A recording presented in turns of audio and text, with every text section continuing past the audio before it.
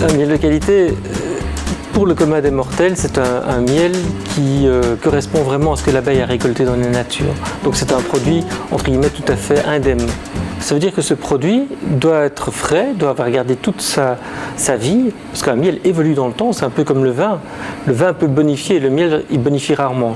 Autre aspect de la qualité qui est important, c'est la présentation du produit. Si vous avez une espèce de bloc de béton, pour le consommateur, souvent c'est difficile.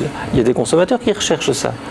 Alors bon, il faut leur offrir ce qu'ils recherchent. Mais quand on cherche un miel qu'on dit tartinable, eh bien là c'est beaucoup plus difficile. Et là ça demande de la technicité au niveau de l'apiculteur. Tout faire pour préserver le caractère naturel du produit, tout en arrivant à présenter un produit qui soit demandé par le consommateur. Les différents critères de qualité d'un miel en fait sont bien au niveau légal, sont repris dans la directive européenne, dans une directive européenne sur les miels. Et donc, ce qu'il est important de respecter, c'est une humidité du miel inférieure à 20% pour une bonne conservation. Maintenant, au Carry, on préconise une humidité inférieure à 18%.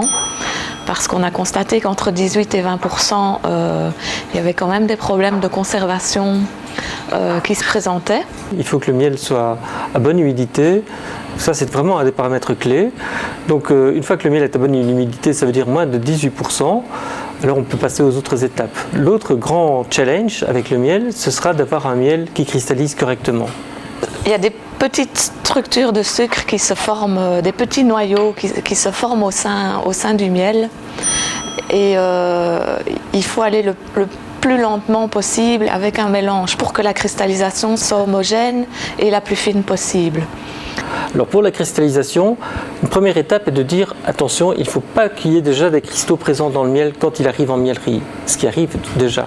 Donc là, ça pose un problème au niveau de la cristallisation, on se retrouve avec du miel à gros grains, ce qui n'est pas souhaitable.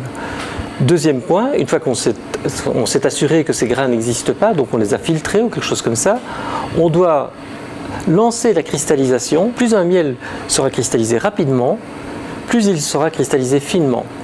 Ça, c'est une deuxième chose. Et par la suite, une fois que la cristallisation est prise, pour éviter que ce ne soit vraiment trop ferme, eh bien, il faut encore pousser, entre guillemets, on ne va pas casser les cristaux, mais ce sont toutes les liaisons entre les cristaux qui vont faire que le miel devient, entre guillemets, béton. Eh bien, ça, il faut l'éviter. Alors, on évite ça en malaxant de façon continue assez loin, entre guillemets, dans le processus de cristallisation. Tout ça sans apport de chaleur. Les défauts qu'on trouve dans un miel sont surtout des défauts au niveau de la texture. Donc c'est des problèmes au niveau de la stabilité des cristaux de sucre. Et donc avec le temps, ils vont se déphaser. On va voir plusieurs phases dans un miel. Maintenant, c'est pas du tout mauvais pour la santé, toxique, mais ce ne sera pas agréable comme miel à consommer. La première chose naturellement qu'on va demander à un miel, c'est qu'il soit propre. Ça paraît évident, qu'il soit bien étiqueté. Donc un miel qui est collant quand on le prend en main, c'est pas génial. Donc il faut de la propreté, c'est certain. À l'intérieur du produit, il faut éviter d'avoir de l'écume en surface. C'est moche quand on se retrouve avec un demi-centimètre d'écume au-dessus de son miel. Ça n'a rien de mauvais, mais c'est pas très agréable. Donc là, on évite d'avoir de l'écume en surface. Pour ça, il y a toute une série d'opérations qui peuvent se faire. Quand un miel est cristallisé à trop haute température et qu'on le met au froid par la suite, trop vite, qu'on descend de plus de 4 degrés, on va avoir un décollement. Le miel va se rétracter plus vite que le verre qui est autour. Et dans ce cas-là, il va y avoir un passage d'air. Et ce passage d'air va donner naissance à ce qu'on appelle des marbrures. Ce sont des espèces de traces blanches. En fin de compte, ce sont toute la cristallisation, la structure de cristalline qui va apparaître. Autre chose qu'on peut trouver, c'est quand on mélange son miel, on inclut de l'air. Et là, on va avoir des microbules d'air qui vont remonter. Et donc, on va avoir en surface du miel, on va avoir toute une série de petites bulles.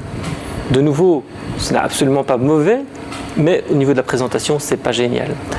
Autre défaut, c'est une espèce on va retrouver des grosses vagues, comme ça dans le miel. Et là, c'est quand on miel le miel en pot à température trop basse. Donc le miel ne s'écoule pas de façon verticale, il va rubaner. Et donc il va faire un mouvement comme ça. On va observer ce ruban dans le pot de miel. C'est absolument pas mauvais, mais c'est pas très joli. Maintenant, il y a des défauts majeurs. Et là, quand on voit des pots qui ont ça, on devient quand même prudent. Alors le plus grave, c'est la fermentation. L'humidité inférieure à 18%, il n'y a pas de fermentation. Mais si le miel est trop humide quand on le met en pot, dans un laps de temps qui peut être assez court, mais qui peut être de 6 mois, 8 mois, le miel va commencer à fermenter. Là, ça va faire des bulles en surface. Quand vous allez ouvrir votre pot, ça va poch, comme n'importe un pot de confiture qui fermente ou n'importe quoi.